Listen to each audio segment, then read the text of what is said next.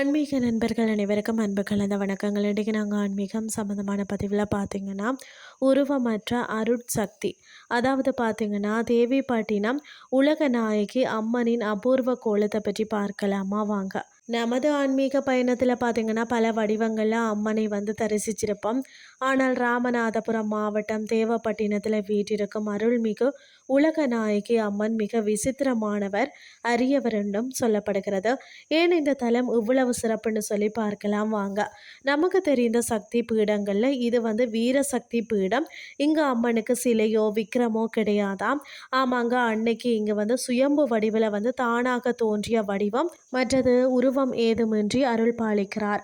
வடிவம் இல்லா வடிவம் உணர்த்தும் பாடம் என்னன்னு சொல்லி பார்த்தீங்கன்னா, இறைவன் தூணிலும் இருப்பான் துரும்பிலும் இருப்பான் என்ற தத்துவத்திற்கு சான்றாகத்தான் பரம்பொருள் உருவங்களை கடந்தது என்பதை இங்க நாம உணர முடியும். அந்த சுயம்பு வடிவில் இருந்து வெளியேற்றப்படும் ஆற்றல் நம்மளுடைய மனக்கவலைகளை நீக்கும் ஒரு மகா சக்தியாக திகழ்கிறது.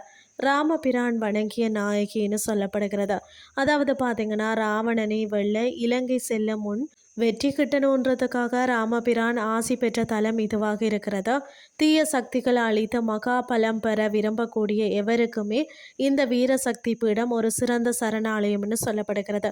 யாரெல்லாம் தரிசிக்க வேண்டும்னு சொல்லி பார்த்தீங்கன்னா, வாழ்க்கையில் எதற்கெடுத்தாலும் பயம் இருக்கிறவங்க, மனதைரியம் இன்றி தவிக்கிறவங்க, எதிரிகளின் தொல்லைகளால் மன நிம்மதி இழந்தவர்கள் இந்த சுயம்பு நாயகியின் சந்நிதியில் பார்த்தீங்கன்னு சொன்னால் ஒரு நிமிடம் அமைதியாக நின்றாலே அந்த தாய் நமக்குள்ள ஒரு புதிய சக்தியை பாய்ச்சுவதை உணர முடியும்னு சொல்லப்படுகிறது. அமைவிடம் பார்த்தீங்கன்னு சொன்னால் அருள்மிகு உலகநாயகி அம்மன் திருக்கோயில் தேவப்பட்டினம் ராமநாதபுரம் மாவட்டத்தில் அமைந்திருக்கிறது.